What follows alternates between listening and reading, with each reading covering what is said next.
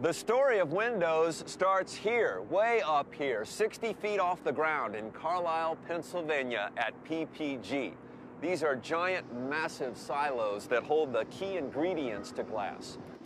The main one, sand.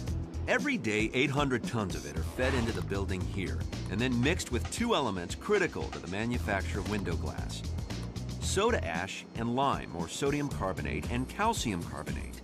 They lower the melting point of silica sand and alter its basic molecular structure. These chemicals soften the glass. They make it easier to melt, they terminate the silicon-oxygen chains, and make a more manageable glass to work with. And that soda, lime, silica glass lies at the heart of every window.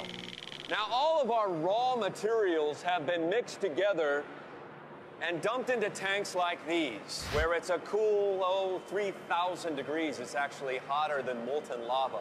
And it will take 3 days for a single molecule of sand to get from this point all the way to the other end of the factory, where it actually starts to resemble a sheet of glass.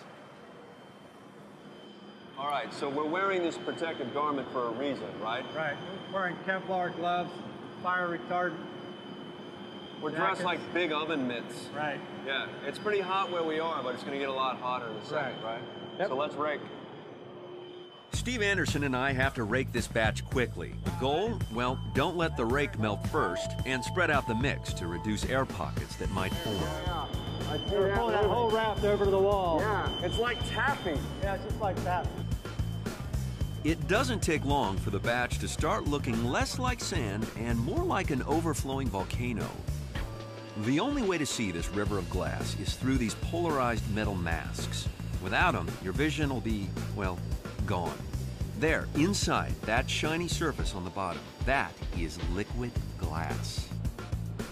For 10 hours, the molten mix is superheated behind thick walls to allow gas to bubble up and out. Bubbles drive glassmakers nuts. After all, nobody wants to look out a window you can't see through. There is only one way to create plate glass without bubbles, and more importantly, flat on both sides. If a window isn't flat, it'll distort your vision, like a wrong pair of glasses. But making flat window panes is hard, and it used to be done by blowing giant glass bubbles, cutting them open, and laying them flat before they solidified. But they didn't end up perfectly flat. So since 1959, glass has been made by pouring molten glass on a river of liquid tin. The surface of any vast, undisturbed liquid is flawlessly flat. Tin ingots are melted down, creating that perfectly flat surface. The glass pours onto the tin and immediately begins to cool.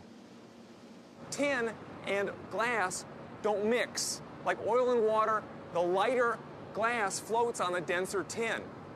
And the result is a system where the liquid glass and liquid tin start at high temperature at one end of this giant river, and they cool. They're cooled deliberately until at the end, the tin's still liquid, but the glass is solidified. Compared to glass, tin's melting point is low. By the time it reaches this stage of the assembly, the glass hardens, floating on top of the molten tin like driftwood on water.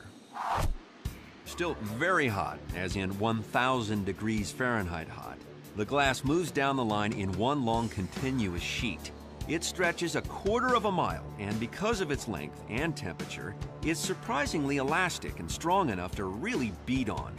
This glass, almost as hard as you want, and you won't break that glass. It's extremely strong and it's pristine. Steve, I think you've actually proved your point there. So from here to there, you need to bring it down about 100 degrees? 100 degrees, and that's why we have such a long cooling conveyor, is to allow it just to cool down naturally. A robot then cuts this long ribbon of glass into slabs that run about 12 feet across.